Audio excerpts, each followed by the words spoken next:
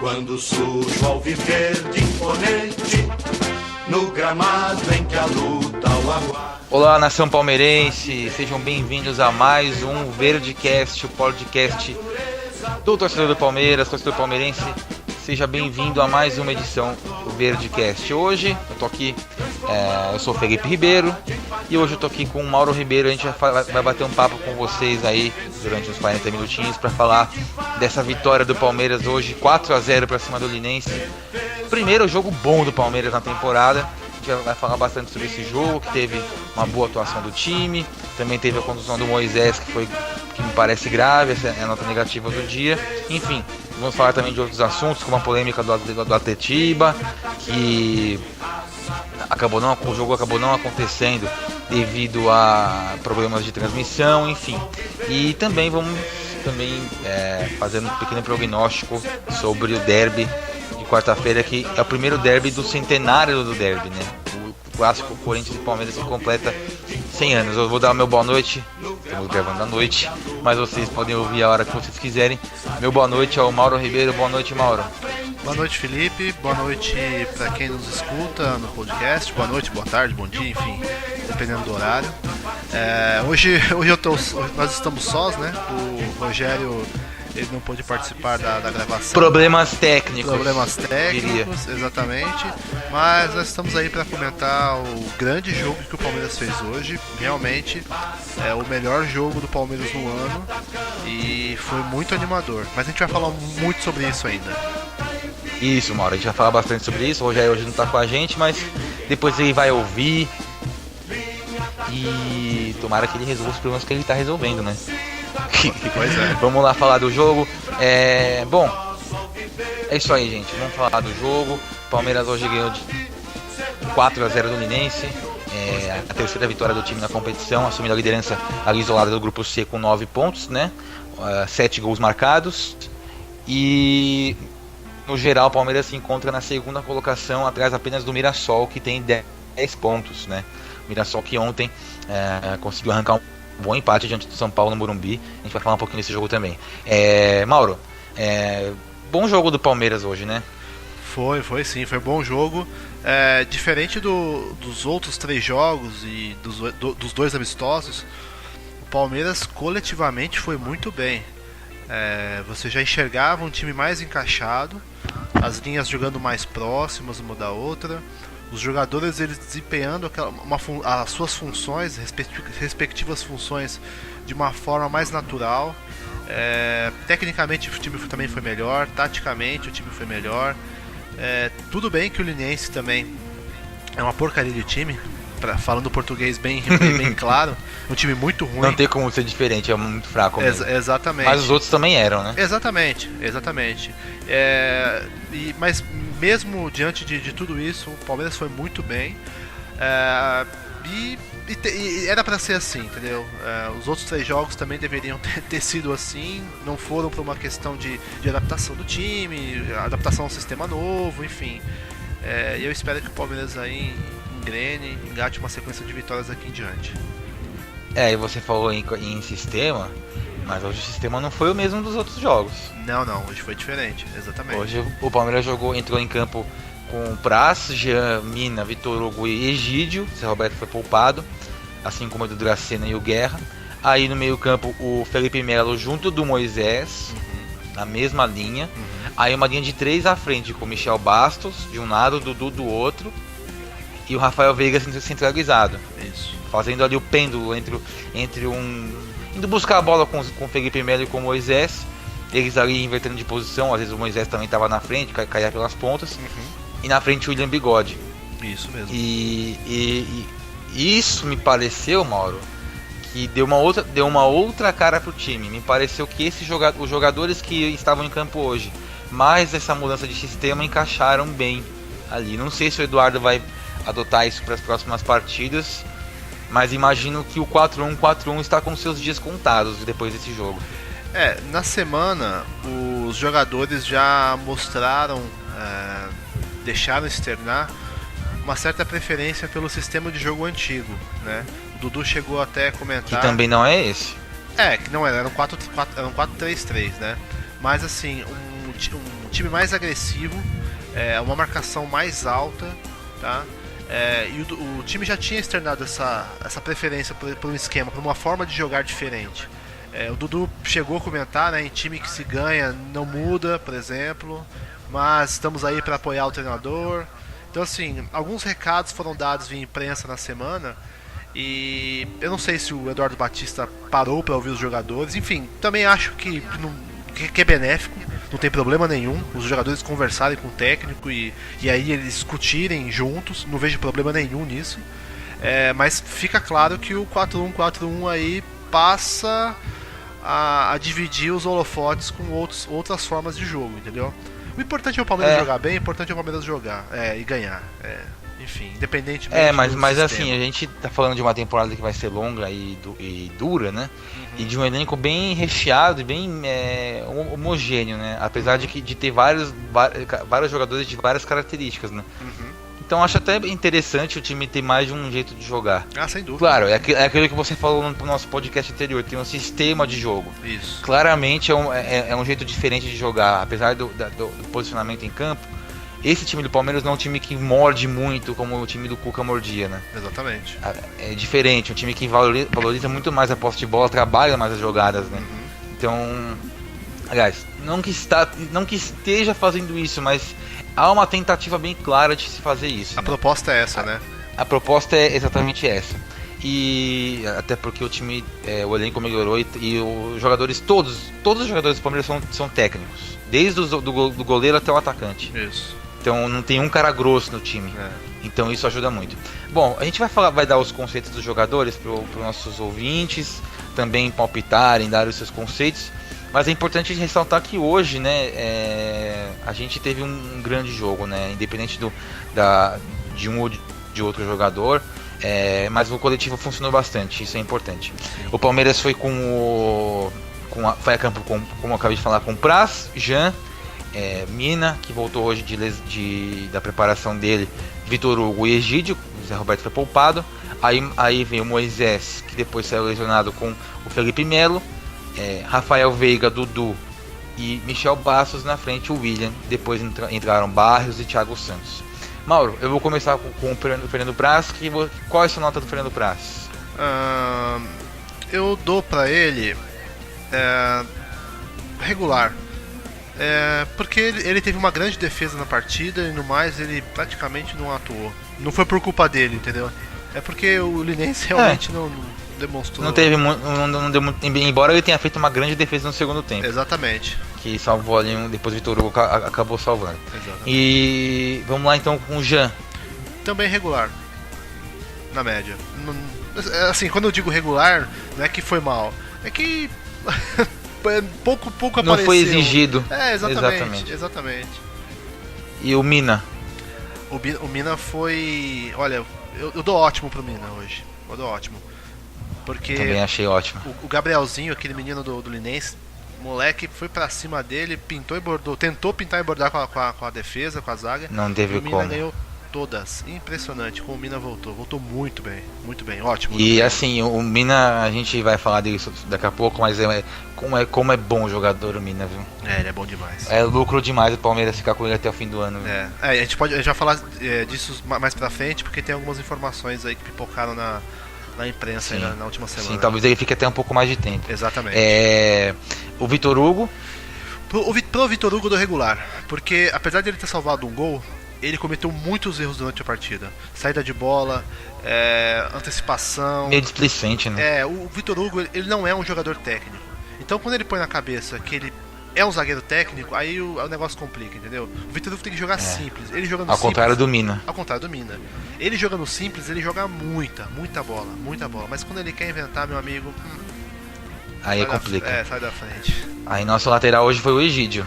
O Egídio eu dou regular também, porque ele foi muito bem na frente, mas atrás ele deu muito espaço, ele deixou o jogador do Linense muito mano a mano com o Vitor Hugo. O Vitor Hugo muitas vezes teve que disputar a bola lá na ponta esquerda, na lateral esquerda, nas costas do Egídio. O Egídio marca isso, muito mal. E quem corria ali também, o volante que corria ali era o Felipe Melo. Toda hora tinha que acabar cobrindo ali. Ou seja, nenhuma novidade, né? Exatamente. Nenhuma novidade. Ele é muito bom na parte ofensiva, né? Domina todos os fundamentos de cruzamento, passe. Sim. Mas realmente a marcação é um nojo. Vamos lá então, Felipe Melo. O Felipe Melo, bom, eu dou bom pra ele. Foi uma partida, como eu disse, tranquila. Ele não teve muito trabalho. Ainda contou com a ajuda do Moisés. Mas o Linense ali praticamente não jogou na cabeça de área do Palmeiras. Então eu achei que ele foi bom.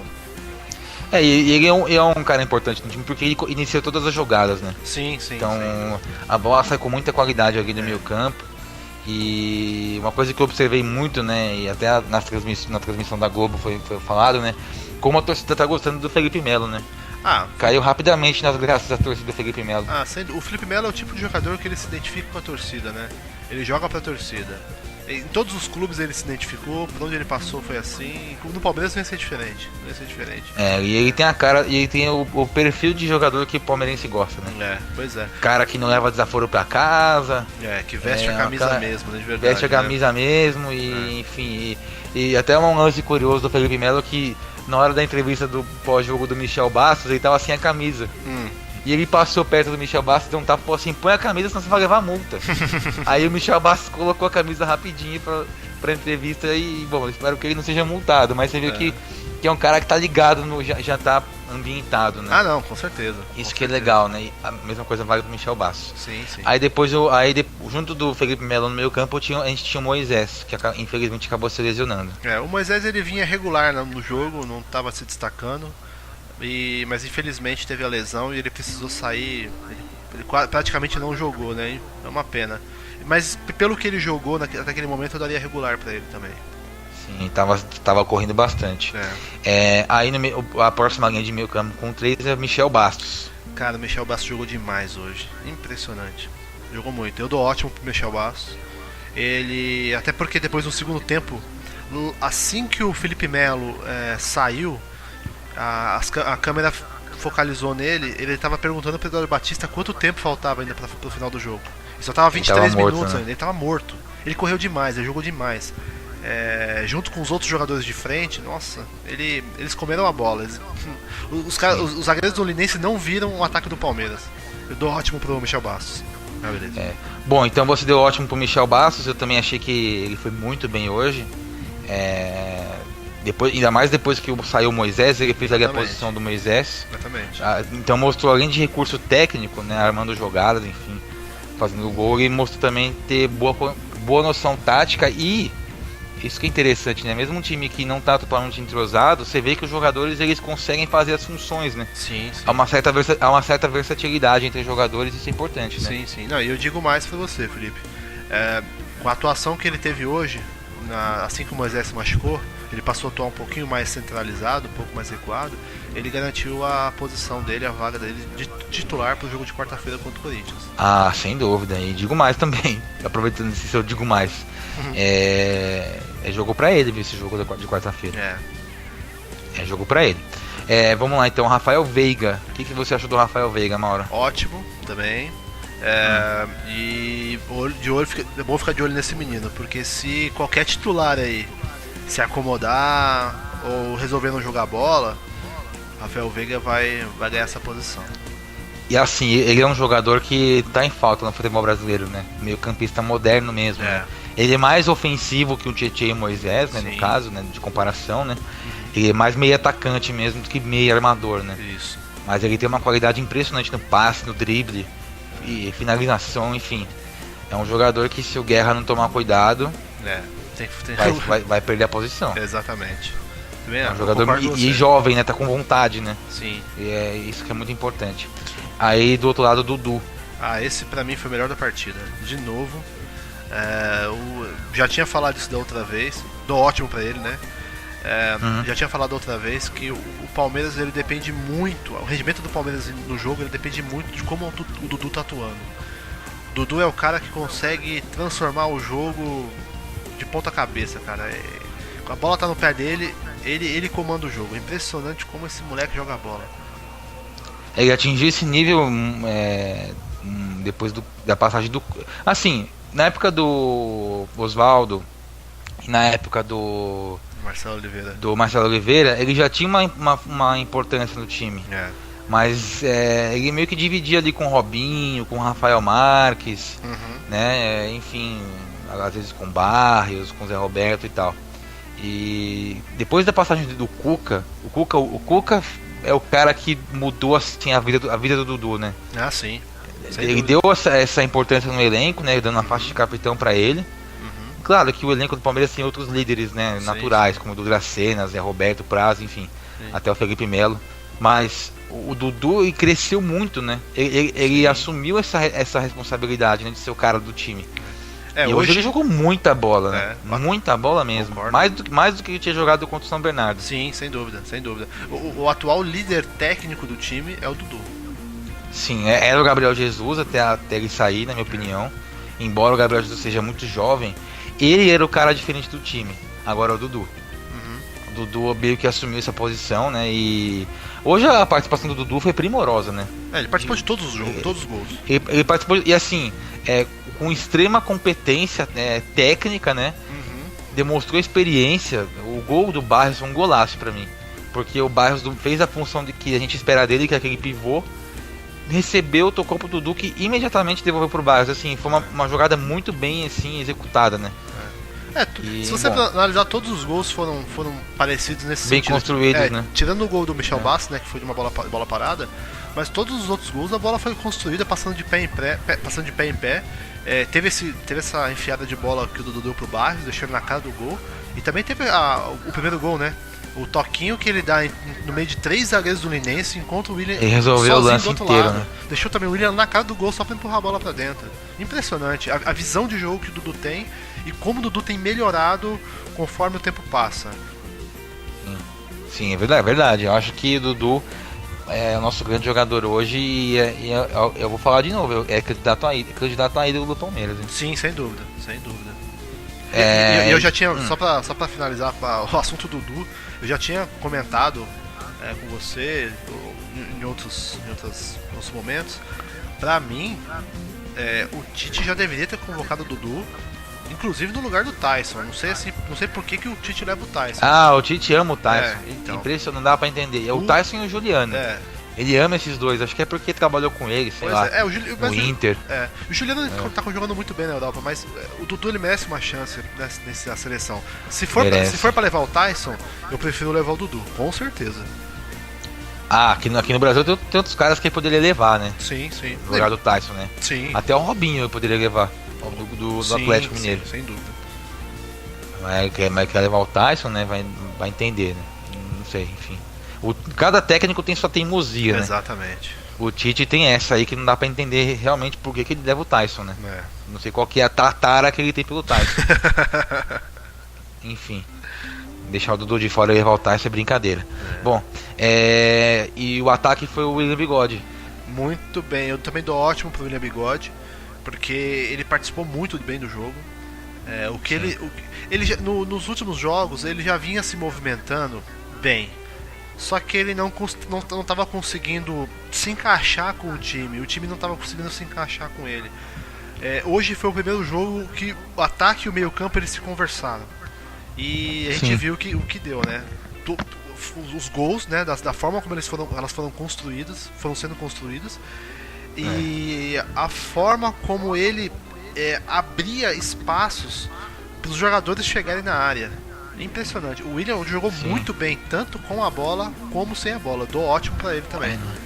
Diferente do jogo do Santos, que o Santos ganhou por 6-2 do Linense, os gols do Santos foram meio assim, sabe? O Linense não ofereceu muita resistência, sabe? Eu enxerguei, lógico, os méritos do Santos, né? Que tem um bom time também. Mas não me pareceu uma vitória com tanta autoridade como foi hoje do Palmeiras. O Palmeiras venceu com autoridade hoje.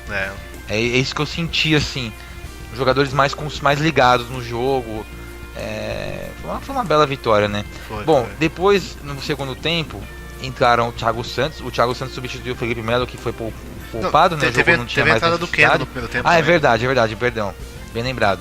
Entrou o Keno no lugar do Moisés. Eu gostei muito do Keno, viu? Eu dou ótimo pra ele também. Mudou o jogo. A entrada do Keno mudou o jogo. O Keno foi muito bem, muito bem. É outro jogador que vai ser importantíssimo no decorrer do ano, porque ele faz várias funções. Sim. Ele pode jogar na direita, pode jogar na esquerda. Se precisar ele fazer um falso 9, ele faz. Enfim, ele volta atrás para marcar o lateral. Marca bem, ele marca bem. Ele marca bem. E assim, ele tem uma vantagem, né? Ele finaliza bem, ele tem boa técnica de finalização. Sem dúvida. Ele fez vários gols pelo Santa Cruz na temporada passada. Sem dúvida. Ele é um jogador que mas o que me chamou a atenção foi o que você falou, a marcação dele. Como ele marca bem, viu? Como ele recompõe bem. E já não é nenhum menino já mais, ele tem 28 anos, né? Faz um cara rodado já. Então, é experiente, né? Isso. Então, enfim, é um cara que não parece que vai ficar de bico por ser reserva. Porque ele sabe que vai ser utilizado vez ou outra, né? Sim. E é um cara importante pro elenco. Bom, aí no segundo tempo, sim, aí entrou o Thiago Santos no lugar da Felipe Melo. Eu dou ruim pro Thiago Santos. Eu acho que o Thiago Santos entrou mal no jogo. Ele errou muito passe. Ele fez muita falta próxima da área, isso que já é comum, né? Pra quem já conhece o Thiago Santos. Eu acho que ele entrou mal na partida. E a partir do momento que ele entrou, ele deixou muitos jogadores do Linense mano a mano com os zagueiros do Palmeiras. O Mina e o Vitor Hugo passaram a ter um pouquinho mais de dificuldade. E o Mina limpou a área facilmente ali, né? Eu acho que o Arouca vai ganhar chances nesse time depois, né? Pra revezar com o Felipe Melo aí, pra ele não ficar cansado e tal. E eu acho que o Arouca se aproxima bem das características do Felipe Melo. O Arouca, ele não tem altura, né? O Arouca é um jogador que ele consegue fazer a função do primeiro volante também. Mas o Thiago Santos ainda é o jogador que mais se aproxima do Felipe Melo naquilo que o Felipe Melo sabe fazer de melhor, que é proteger a zaga, se posicionar ali na cabeça de área, fazer a cobertura. Felipe Melo que já está na seleção do Paulistão nas estatísticas como o jogador que mais acerta passes. Isso. E o que mais desarma. Ele entrou na rodada passada já. Ele é o que mais acerta passes e o que mais desarma também. Exatamente. Isso seria meio que natural, né? Acho. Isso assim meio que óbvio, assim, um jogador que tem essa característica bem definida, assim. E depois entrou o Barrios no lugar do William Bigode. O Barrios, ele entrou bem, mas o Barrios fez o gol, né? Mas todos os outros lances o Barrios errou. E na minha opinião, ele não soube fazer o pivô, né? Ele entrou para fazer aquele pivô, não para buscar a bola tanto lá atrás. A bola batia na canela dele e voltava. Assim, eu dou regular pro Barrios, pra não ser injusto do ele, porque ele fez o gol pelo menos. Isso já. E ele fez o gol e deu um passe pro Dudu, porque agora eu esqueci. Que depois finalizou, perdeu a jogada ali. Que depois, foi pro Dudu, que depois o Dudu ajeitou pra ele e chutou e o goleiro pegou. Foi isso mesmo. Ele fez uma boa jogada. Mas eu dou regular pra ele pelo conjunto da obra. Pra mim ele entrou bem mais uma vez. Ele não é igual, ele tem outro estilo, ele é mais paradão, assim. Mas ele não conseguiu fazer isso, entendeu?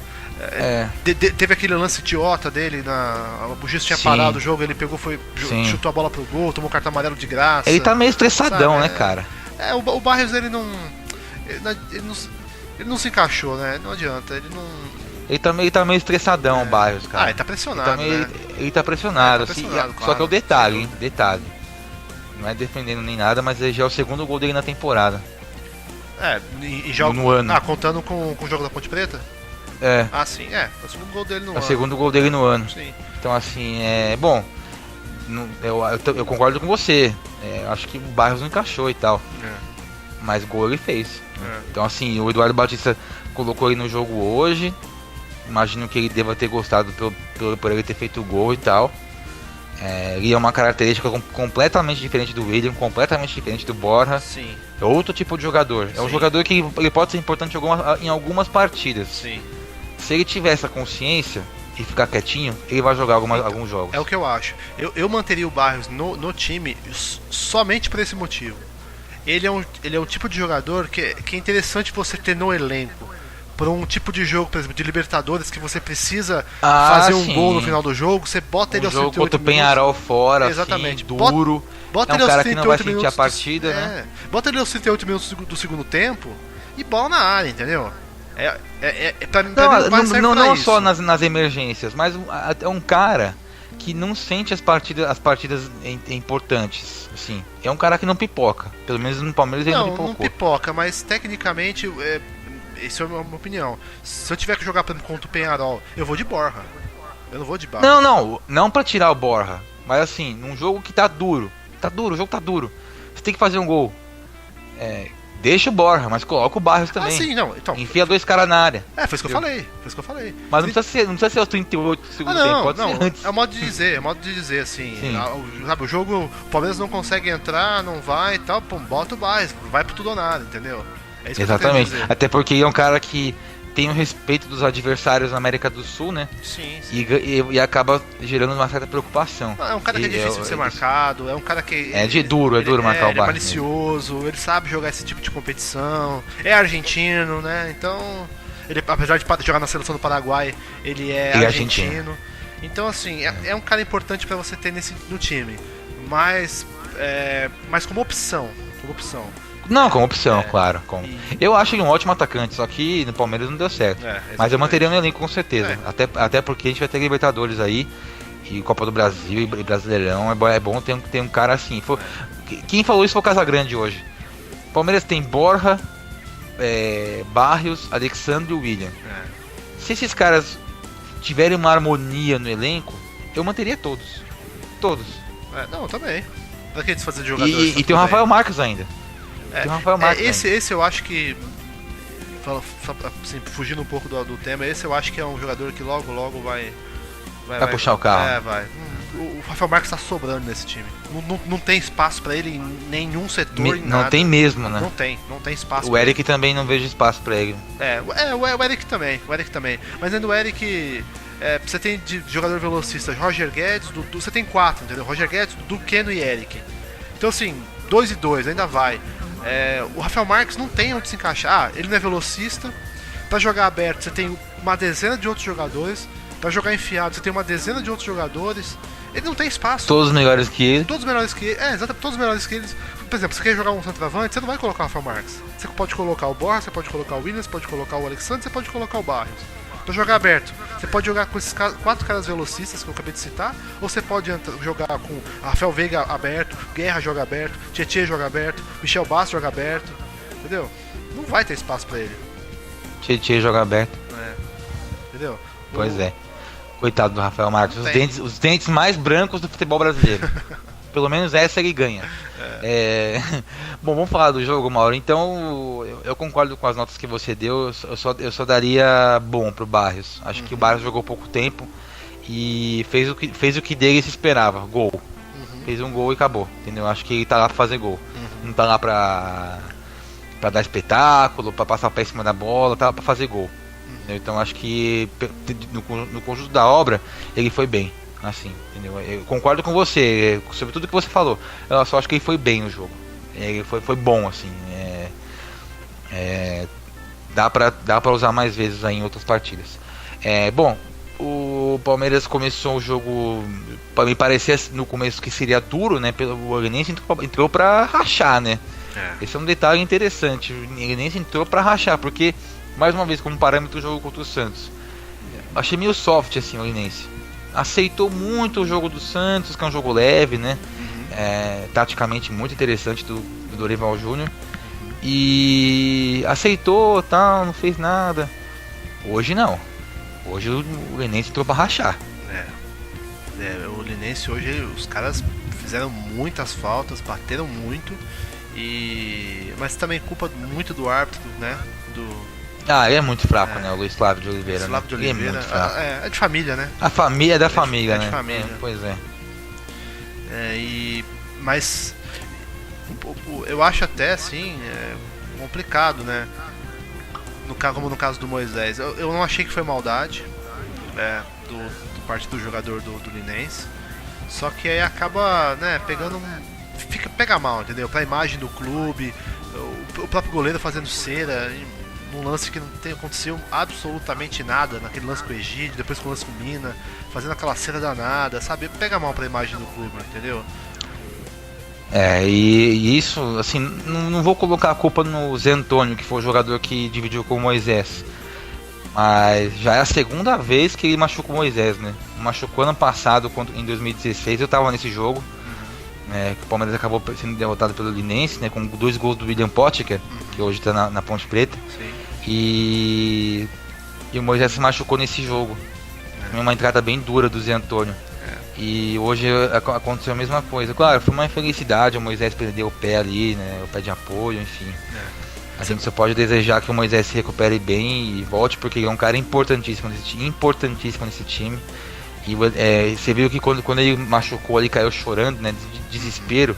Os jogadores se enxergaram nele assim, consolaram, porque você vê que é um cara bem querido no grupo, né? Ah, sim, sem dúvida, sem dúvida. O Moisés é um cara que ele conquistou espaço no Palmeiras jogando bola, entendeu?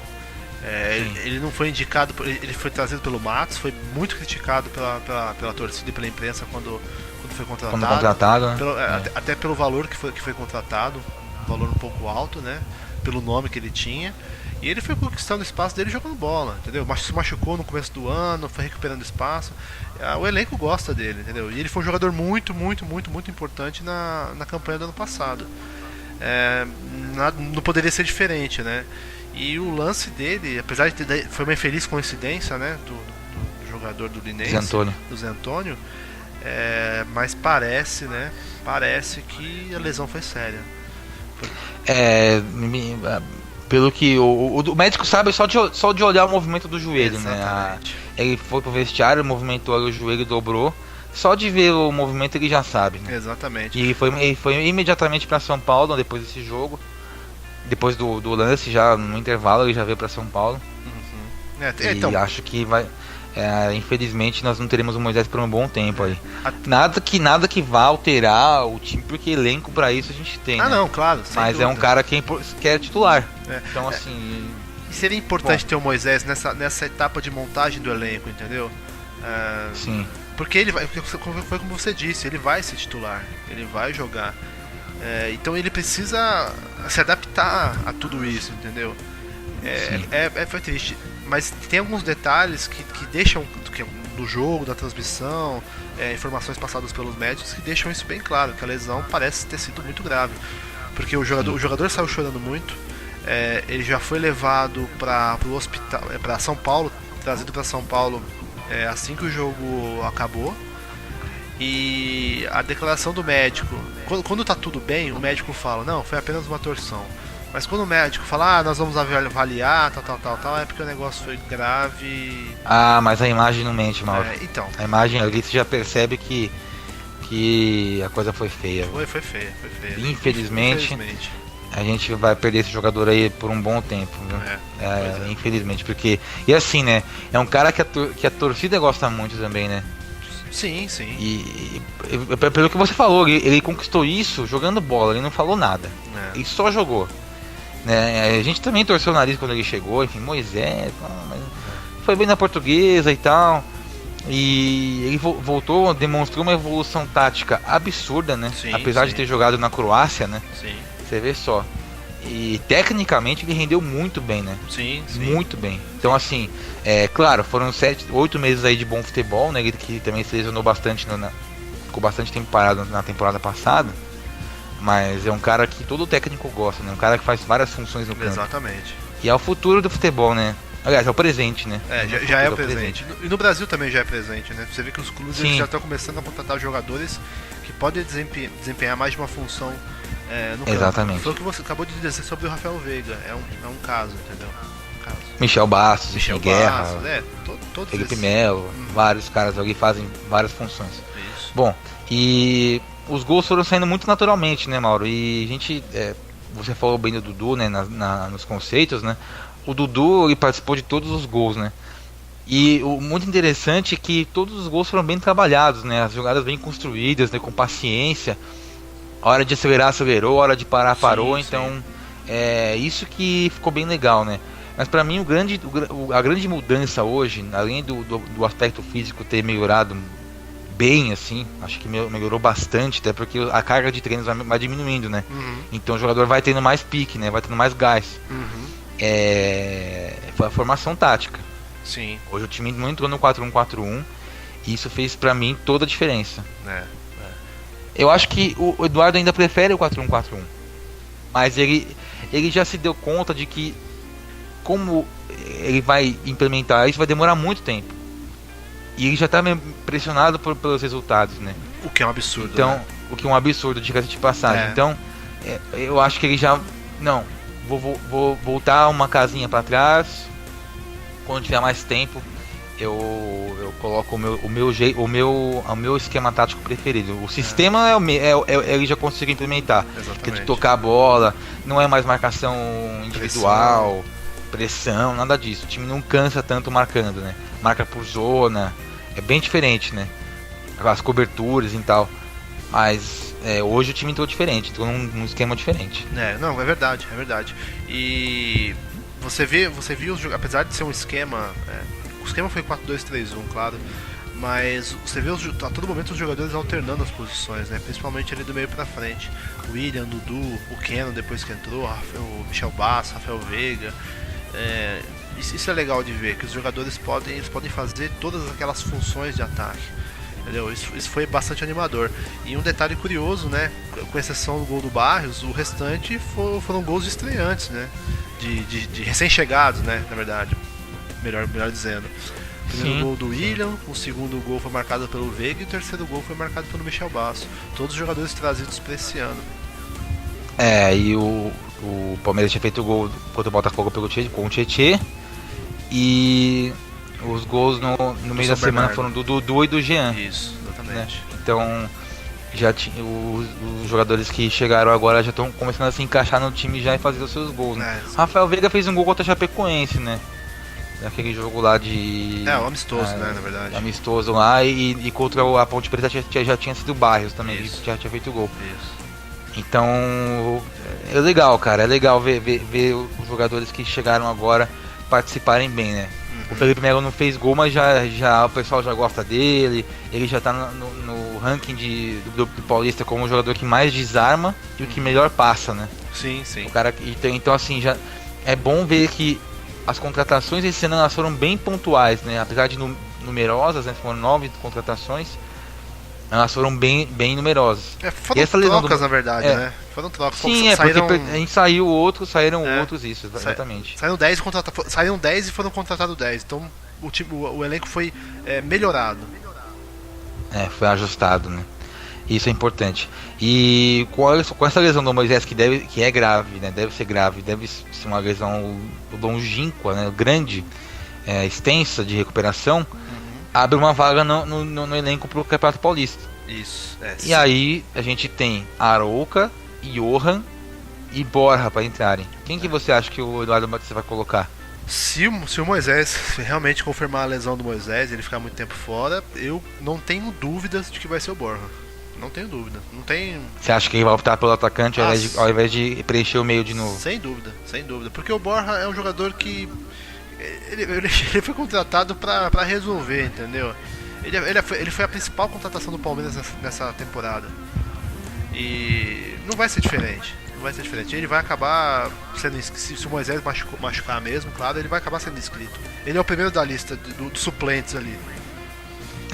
Se ele já tiver o visto de trabalho, ele não foi. Vale lembrar que ele ainda nem foi apresentado oficialmente, né? Então acho que ele não deve ter a documentação pronta ainda. Sim. Então a gente talvez não veja o Borja tão cedo. Mas ele pode ser inscrito, né? Independente, como o Guerra pode foi. Ser inscrito. O Guerra foi inscrito antes da documentação pode chegar. Ser inscrito, tranquilo. Isso, ele que já está trabalhando com o elenco já tem uma semana e já fez coletivo e tal. Sim. Já pode e o mais legal de tudo, né? Já está ambientado, né? Impressionante, né? Já está totalmente ambientado com o elenco. O que me parece, Mauro, sim, claro, a gente é um time campeão e tal, mas o elenco me parece fechado, né? Do Palmeiras, assim. Sem dúvida. Em termos de relacionamento, né? Sem dúvida. O ambiente do time do Palmeiras ele é muito bom. Ele é muito sadio. O Palmeiras teve alguns problemas ano passado, antes da chegada do Cuca. Pouco depois da chegada do Cuca, com o Robinho, com o Lucas. E isso foi solucionado com aquela troca com o Cruzeiro. E depois o Palmeiras teve alguns problemas de relacionamento entre os jogadores e o Cuca. Mas não entre os jogadores. Não, entre os jogadores não acontece nada, é impressionante. Exatamente, né? Eles são muito fechados, é um grupo bastante unido. E que bom, né? Que bom. E eu acho que isso tem alguns fatores para que isso aconteça, né? O Alexandre Matos e o Cícero Souza, né? Sim. Acho que fazem bem esse papel. Mais o Cícero que atua diretamente com os jogadores, né? Sim. Inclusive eu conheci o Cícero pessoalmente e é um cara muito inteligente, muito paciente, assim. É um cara que você percebe que é um cara da paz, assim, sabe? Sim. E isso faz toda a diferença. E a gente vê como esse cara é importante no Santos. Porque o Santos já tem a segunda derrota seguida no campeonato. E muito em função da demissão do gerente de futebol, né? Sim. Que isso foi muito pegou muito mal entre os jogadores. Né? E assim, a demissão foi por algo absurdo, né? O cara esqueceu de inscrever o Santos na Libertadores, né? Nossa. Só isso. É um absurdo mesmo, né? Aí ele foi demitido. E isso os jogadores não gostaram dessa demissão. Porque esse tipo de profissional, ele é o cara que faz o elo entre o time e a diretoria, entendeu? Os jogadores e a diretoria. É o cara que tá ali para negociar o bicho, é o cara que tá ali para poder solucionar os pequenos problemas de logística do time. Às vezes um jogador tem algum problema, é o cara que tá ali para poder solucionar, entendeu? Ele é o braço direito do Matos, sim. Entendeu? Mas, e do técnico, né? E do também. técnico. Ajudou o técnico, exatamente. Né? E isso é muito importante, né? E hoje também, outra coisa que eu percebi bastante bem também, em todos os gols, né? Os jogadores iam no Eduardo Batista, abraçavam e tal. Até o Barrios, né? Foi lá, abraçou, apontou, enfim. Isso é muito legal, né? Isso é muito legal. Sem dúvida. Ainda mais diante das críticas que ele recebeu desde o jogo contra o Ituano, né? Ele vem recebendo várias críticas que são muito pesadas, assim, pelo momento. O momento dele no Palmeiras. Ele tá há pouco tempo no time, entendeu? Tem muita coisa ainda pela frente, falta muita coisa pra ele implementar. É verdade. Então, assim, é desnecessário. E aí isso é legal porque mostra que o time tá comprando a ideia do técnico, mostra que o time ele gosta daquilo que o técnico propõe, porque assim, o jogador de futebol ele tem uma característica: quando o técnico é ruim, eles não bancam o técnico. Agora quando o cara se entende de bola, é diferente. Exatamente. Né? Exatamente. E você vê que os jogadores eles saem em defesa do técnico nas coletivas, vive dando indireta para jornalista, e nas comemorações dos gols eles vão lá e fazem questão de cumprimentar o Eduardo Batista. Olha, se o Eduardo Batista tiver o pulso, souber administrar muito bem esse elenco, que é recheado de jogadores estrelados, né, já com uma carreira consagrados, exatamente, né? Consagrados, essa é a palavra correta. Ele vai muito longe, né? Ele vai muito longe com esse time. Porque quando o técnico é bom e o time compra a ideia... Aí sai da frente, exatamente. Né? E assim, eu tenho muito como base a transmissão, assim, os comentários, né? O Casagrande eu achei um cara muito espontâneo, né? Eu gosto muito do Casagrande, eu não acho ele nenhum gênio, assim... Eu também gosto dele, também gosto. Mas eu gosto muito dele, é um cara muito autêntico e muito espontâneo, né? Várias vezes durante a transmissão ele falou o seguinte: o Palmeiras é muito forte. O Cleber Machado mesmo falava assim: Casão, o Palmeiras demonstra tal coisa e tal. Aí ele falava assim, ele não sabia o que dizer. Ele só falava o seguinte: o Palmeiras é muito forte. Ele falava: o Palmeiras é muito forte. Olha o banco do Palmeiras, aí falava. É difícil, né? Assim, a gente tem outros bons elencos no Brasil. Tem o Atlético, tem o Flamengo, né? Que são elencos muito bons e muito caros também. Assim Cruzeiro como o nosso. Tá com um elenco bom. Cruzeiro tá com um elenco bom, mas não vai jogar Libertadores, né? Mas e tem um trabalho bem feito assim, sendo feito pelo Mano Menezes. Mas você vê aí o Flamengo. Tudo bem que o Flamengo até agora não enfrentou absolutamente ninguém, né? O jogo mais difícil foi contra o Botafogo reserva. E foi 2-1 pro Flamengo. Então, e agora vai pegar o Vasco nas semifinais da Taça Guanabara. Capaz que perca também, porque a freguesia do Flamengo com o Vasco é uma coisa bizarra, assim, precisa ser estudada. Uma coisa impressionante. O Vasco tem uma porcaria de time e vai lá e ganha do Flamengo, né? É uma coisa de louco, né? Mas é um elenco respeitável, né? Tem jogadores importantes ali. O mesmo vale pro Atlético. Hoje o Atlético venceu o América por 3-1, 4-1, aliás, e o Fred fez 3 gols. E você vê, e eles venderam prato, né? Então você tem uma ideia de como... o Atlético tem um bom elenco também. Tem um bom elenco, tem Michael Suel, tem Robinho, Casares, aquele Danilo que é bom jogador, sim. Rafael Carioca. Só a defesa que eu não gosto. Acho bem ruim. O Eraso e o Del Silva. Também não gosto. Meu Deus. Também não muito gosto. ruim. São bons lá na bola aérea e tal. Mas, nossa senhora, já tabelando, né? Hoje o Palmeiras é o melhor elenco, o melhor time do Brasil, tem a melhor estrutura, tudo. Só que a gente só tem que tomar cuidado pra vitória não empolgar. Do mesmo modo que a derrota contra o Ituano não deve desempolgar, né? Não deve deixar a gente preocupado. Sim. A vitória de hoje também não tem que deixar a torcida empolgada. Eu vou além, cara. Acho que o Paulistão todo tá muito não é parâmetro algum. Não é parâmetro algum. Estadual nenhum é parâmetro pra qualquer coisa, entendeu? Estadual nenhum. É o que você falou, o Flamengo não jogou contra ninguém, por exemplo. Entendeu? Assim, não é parâmetro em termos macro, né? Mas você pode observar algumas coisas. Por exemplo, nosso próximo adversário é o Corinthians, né? Na Arena Corinthians na quarta-feira. E eu vi todos os jogos do Corinthians esse ano. A coisa tá feia. Assim. Então assim, Paulistão não é parâmetro? Não. O Corinthians venceu o Audax fora de casa. É um time difícil de ser batido, o Audax. Mas você vê ali que é bem difícil. É bem difícil. A coisa tá ruim. A coisa tá preta. O Corinthians o problema. Vamos falar sobre o clássico de quarta-feira, né? O Corinthians ele é um time que não tem uma curva de crescimento. Assim, não tem perspectiva de crescimento algum. Ele pode se tornar competitivo. Exatamente. Porque tem alguns jogadores ali competitivos e só. Né? É o máximo que ele pode chegar. É ser um time competitivo. Perdeu jogadores importantes, não repôs. A torcida não está comprando o time esse ano. O técnico do Corinthians é um técnico inexperiente, que até agora não soube fazer o time jogar. É um time que se defende muito bem. Isso é verdade. Isso tem que ser ressaltado. É um time que só tomou um gol, né? 2 gols, aliás. Mas não joga. Time que não joga. Entendeu? O Corinthians ganhou todos os jogos de 1-0. E num lance de pênalti, né? Como foi o primeiro jogo. Que não foi. Que não foi. Então assim, o Corinthians, ele, se não se cuidar, meu amigo, no brasileiro, corre risco de ser rebaixado. Tá? Eu acho que o que ainda pode salvar esse time do rebaixamento é o meio campo. Como nós já dissemos em outros. E porque também outros times são bem mais fracos, né? Mas o problema assim, quando o time grande cai, o time grande está muito mal, é difícil, né? Difícil levantar, entendeu? É muito mais fácil um Santa Cruz, por exemplo, conseguir sair da zona, conseguir lidar com o fato de estar na zona de rebaixamento do que um Corinthians, do que o Palmeiras, do que, enfim, um time grande do Brasil.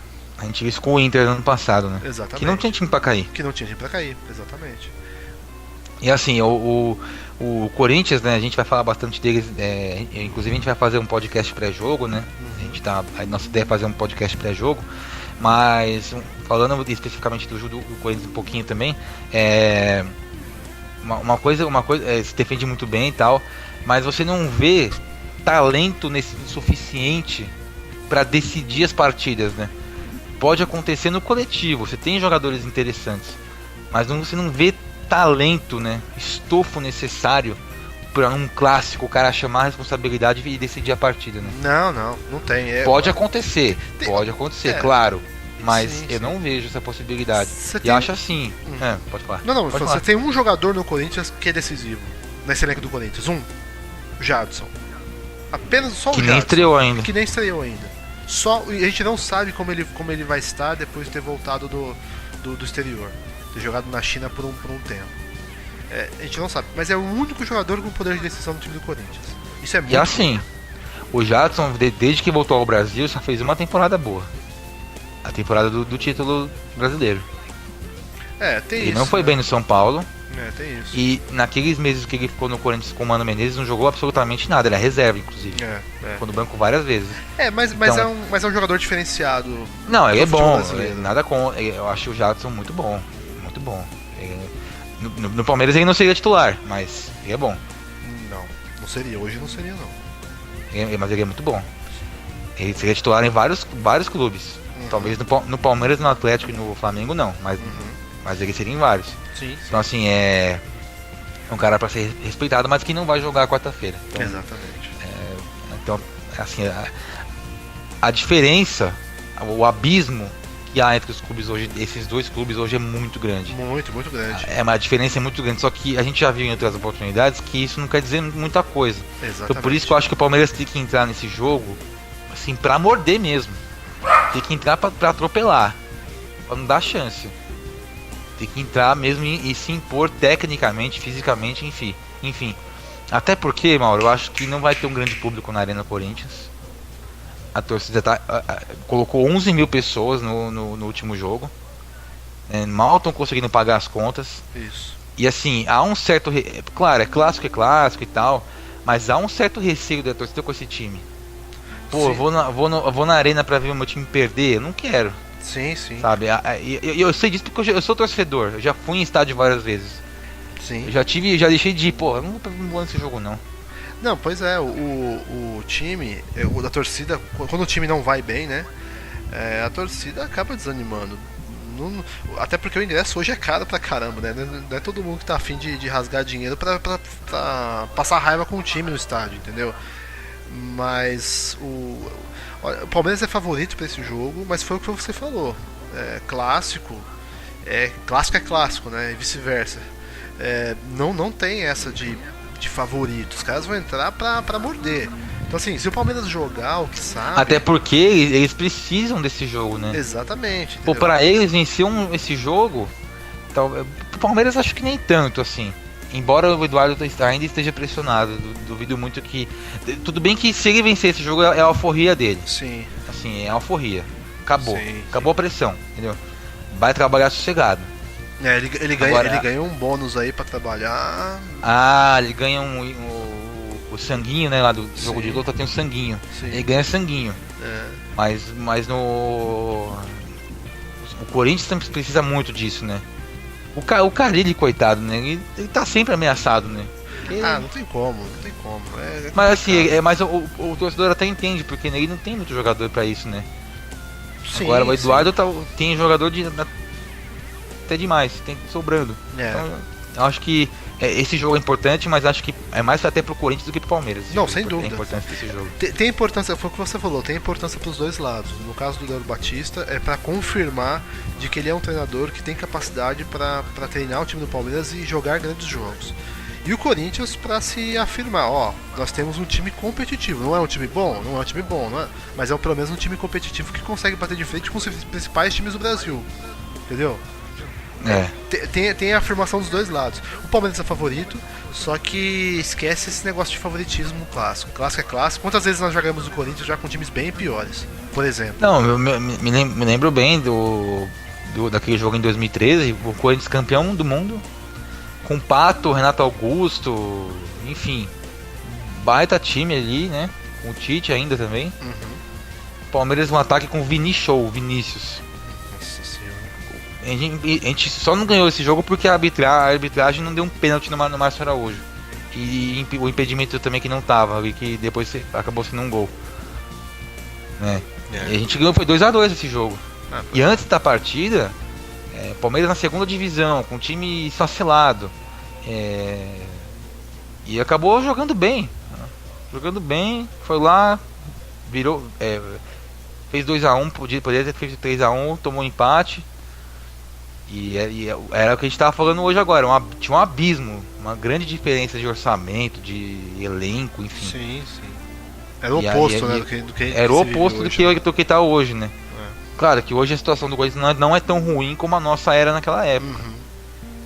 É que a vantagem que eu vejo, principalmente com relação ao aquele Corinthians lá, é que a gente tem mais elenco do que aquele Corinthians, na minha visão. Sim. Tem mais time, tem mais jogadores. E, enfim, acho que... E é um jogo que a gente tem alguns caras que podem fazer muita diferença nesse jogo, né? Pra mim, o principal deles é o Michel Bastos. Eu acho que é jogo pra ele, o Mauro. Eu acho que ele vai ser titular nesse jogo, como eu disse. Sim. Ele já mostrou que ele pode ocupar aquela posição do Moisés, quarta-feira. Então, o time deve ser quase... Deve ser o time do segundo tempo, viu? Pra ser bem sincero. Deve ser Felipe Melo e Michel Bastos, ali, dois volantes. Aberto de um lado Keno, do outro lado Dudu e Rafael Veiga centralizado. Talvez o Guerra ganhe o Guerra no meio, o Rafael Veiga aberto. Não, o Rafael Veiga no banco, entendeu? Rafael Veiga no banco. Sim. Keno de um lado, Dudu do outro e Guerra centralizado. Vai depender do Guerra. Vai depender de como o Guerra vai estar fisicamente e tal.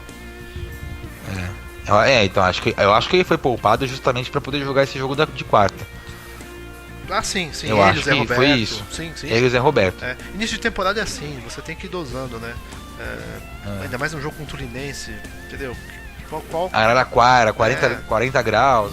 O Zé Roberto e o Guerra não iam fazer falta nenhuma num jogo como esse, por exemplo. Entendeu? Deixa pra descansar, vai rodeando. E assim, se no jogo do Corinthians algum jogador precisar também descansar, que descanse. Tem uma temporada toda aí pela frente. Exatamente. E assim, o nível não vai cair. Isso que tem que ficar bem claro, assim, né? Tem elenco pra isso. Pro torcedor. O nível não vai cair. Infelizmente a gente perdeu o Moisés, perdemos. Mas o nível não vai cair. Concordo com você. Vai cair. Então assim, essa é a principal vantagem da gente ter um elenco desse tamanho. Eu acho que o Palmeiras sentiria apenas se um jogador machucasse. Dudu. É o único jogador assim que, na minha opinião, olha, nem o Prazo faria falta se machucasse. Ano passado não fez.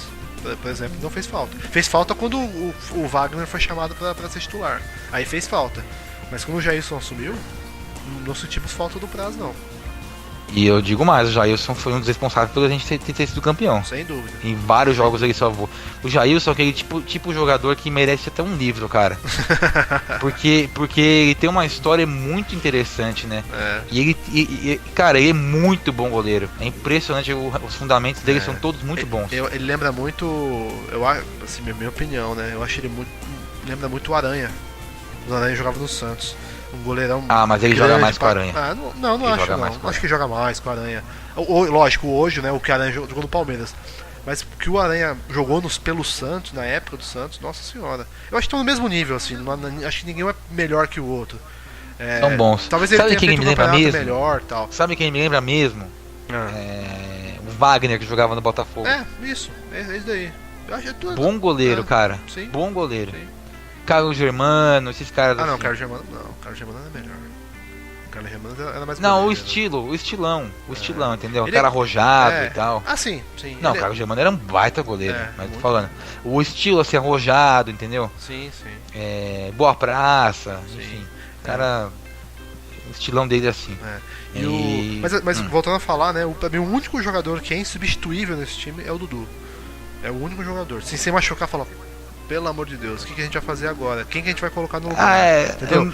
O nível é mais pelo que ele representa pro time do que. Claro, o nível cai um pouco. É um grande jogador.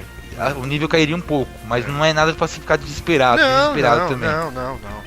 Assim, é uma perda que você não teria como recuperar dentro do elenco, entendeu? Pra mim, todos os jogadores poderiam ser substituídos no elenco. E o nível não cairia. Eu diria um outro também, o Jean, não tem substituto.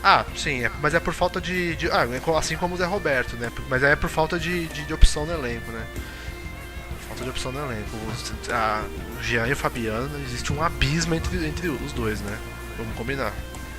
O Jean é um cara muito completo, né?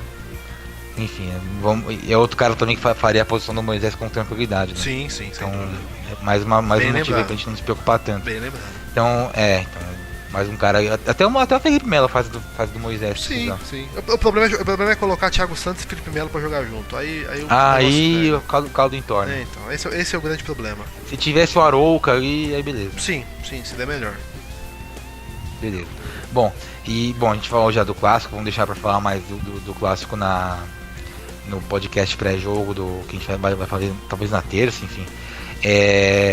Vamos falar de um outro. Eu queria falar de um tema, Mauro, muito importante que aconteceu hoje no futebol brasileiro, que foi o adiamento, a não realização do jogo do Atlético Paranaense contra o Coritiba. Sim.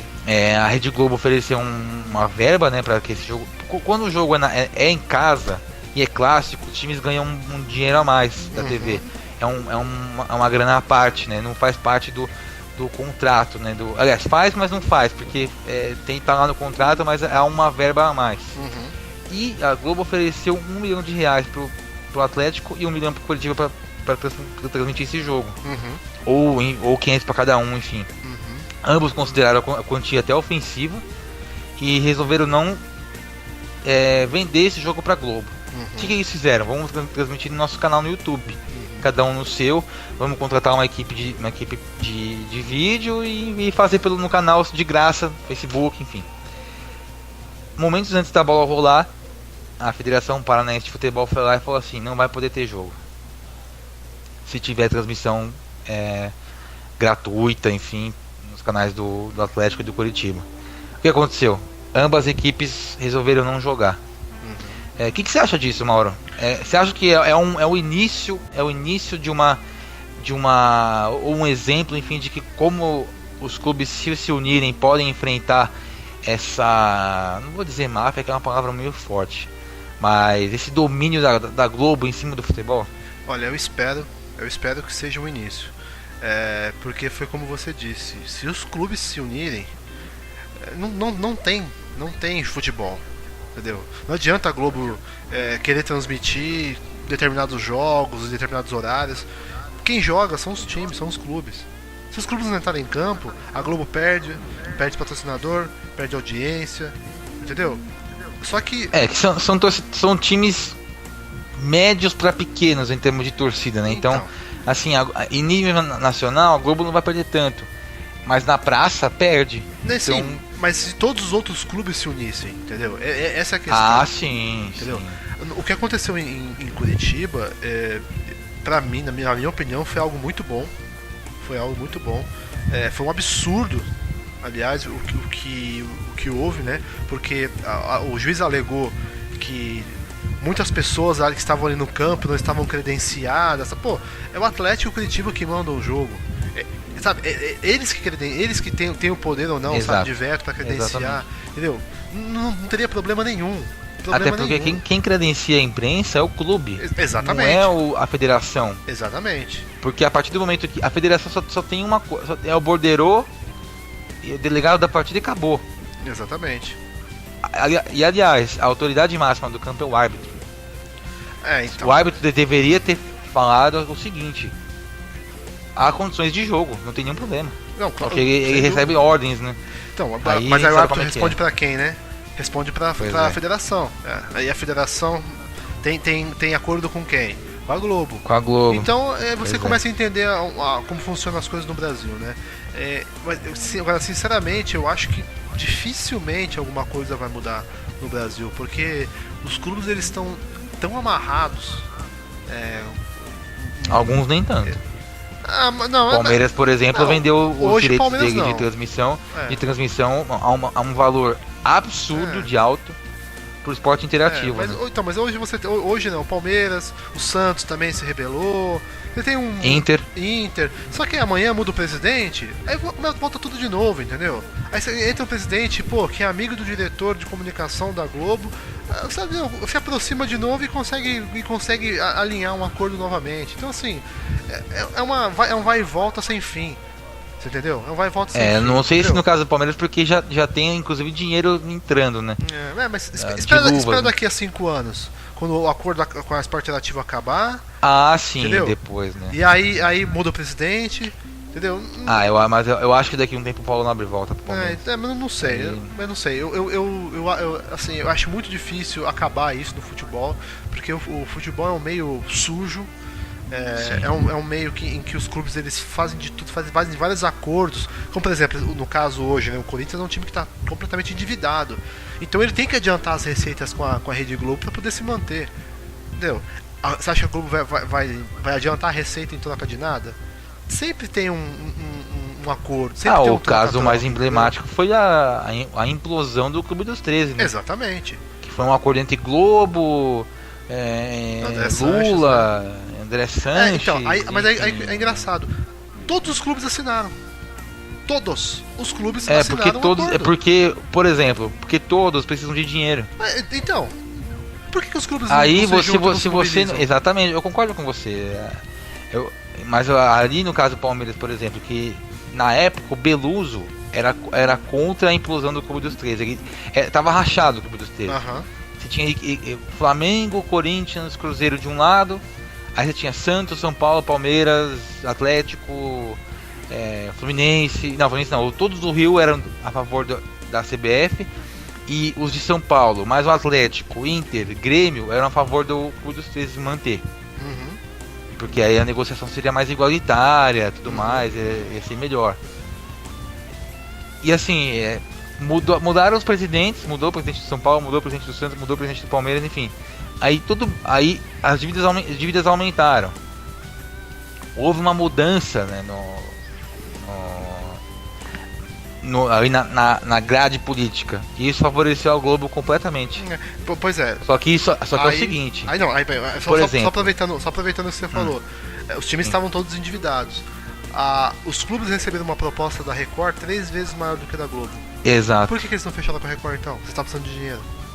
Pois é. Tá entendendo? Talvez porque claro. Por quê? Vou ser sincero, a Globo aparece mais do que a Record. Não, mas não tenha dúvida. Isso é uma isso é uma questão. Se você tira o futebol da Record, da Globo, e coloca na Record, os patrocinadores migram. Isso é uma conta básica. Mas essa é a parte. A gente analisando por fora, assim, mas a gente sabe como é que são as coisas. Né? Exatamente. É o que você falou, é uma coisa meio suja, né? Exatamente. Não tem essa. Suja. Todos os clubes bradaram na época, tal. A Globo não faz isso, a Globo não faz aquilo. Vive reclamando da Globo há 20 anos.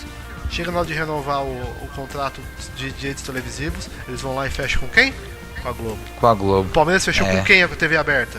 Com a Globo. Com a Globo. E assim, a gente não tem cota adiantada, tal, é outra situação. Assim, a gente não tá à mercê da Globo. E a TV já também não é mais nossa maior receita, né? O estádio e o sócio torcedor já batem o dinheiro da Globo. Juntos batem. Juntos eles batem. Mas se você for individualizar, o dinheiro da TV ainda é o que... Ainda é maior. É a maior receita do Globo.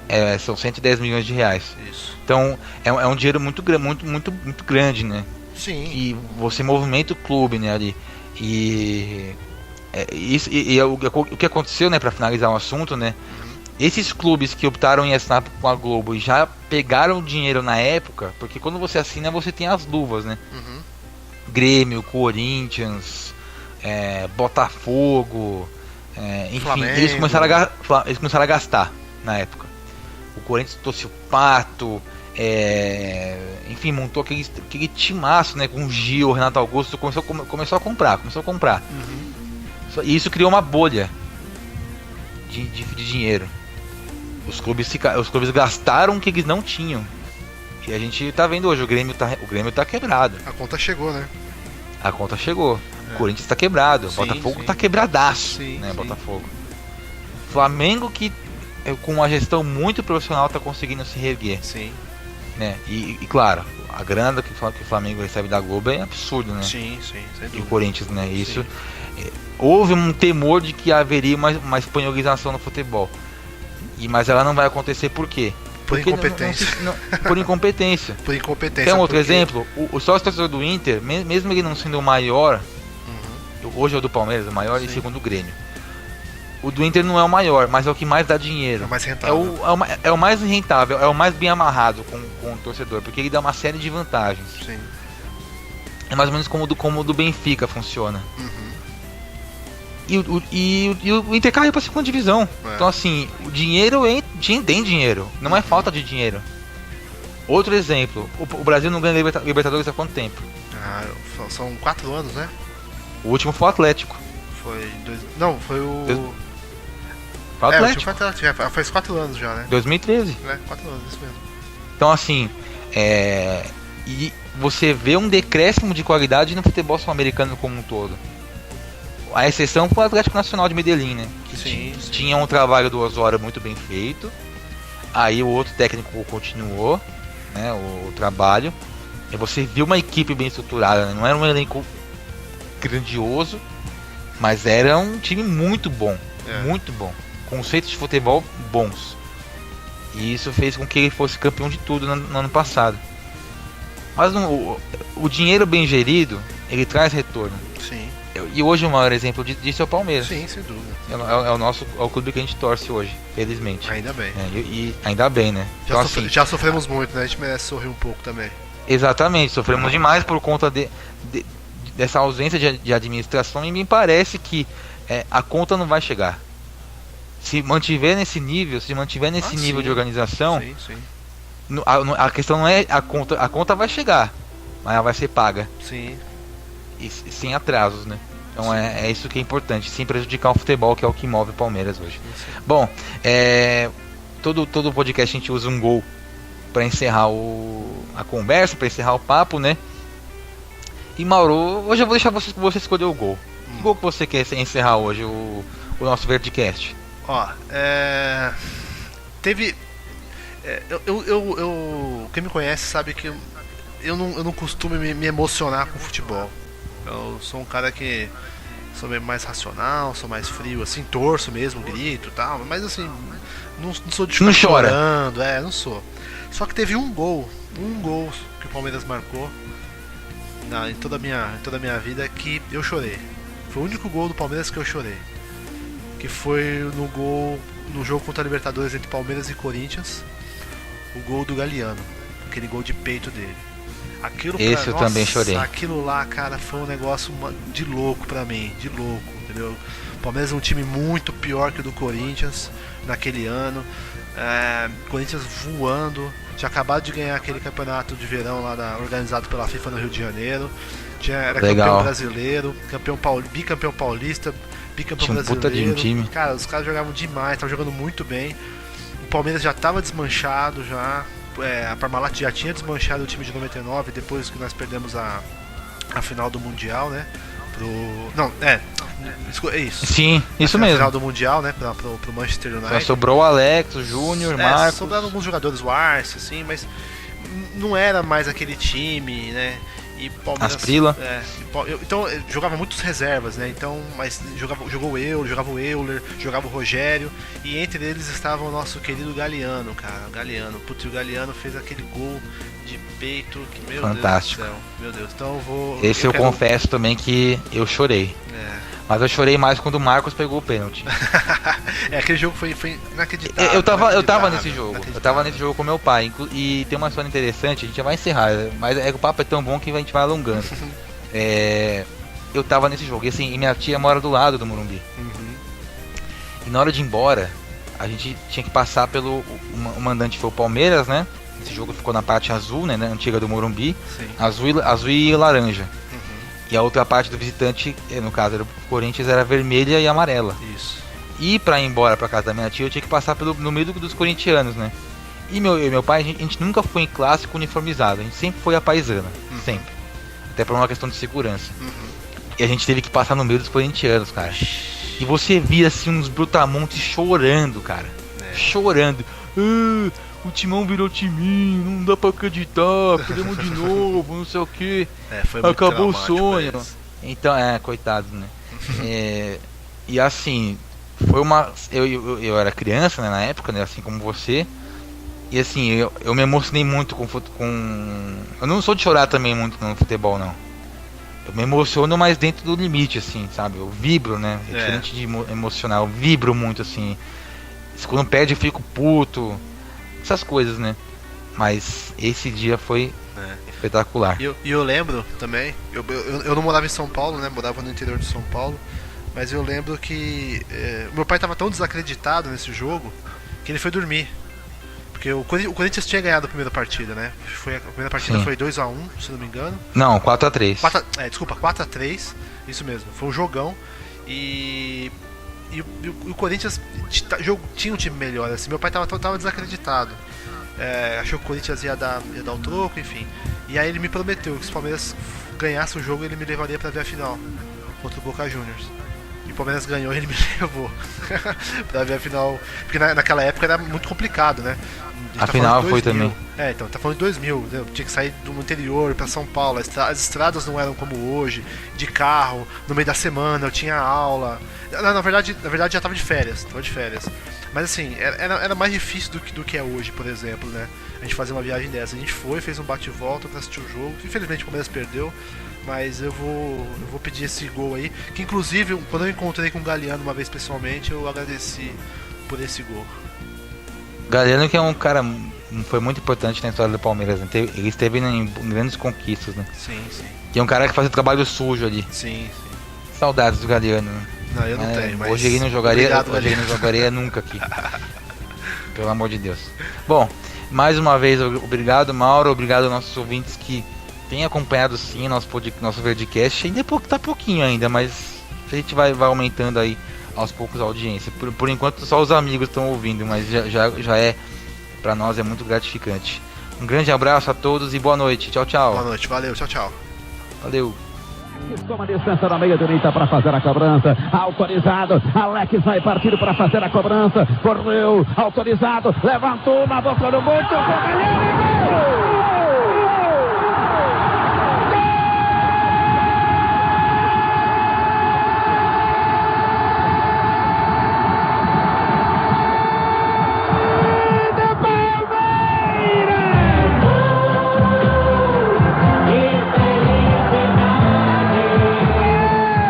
Camisa 25. O meu time é a alegria da cidade. De novo, Adilson. Alex levantou na boca do gol. Adilson parou. Galhardo veio por trás dele. E ainda desequilibrado, quase caindo. Conseguiu tocar pro canto direito de Dida. Na marca de 26 minutos, etapa final do jogo. Galhardo, camisa 25, desempata. Palmeiras 3, Corinthians 2, em Corinthians bateu Edilson na zaga. Afasta, Zé, Caladida.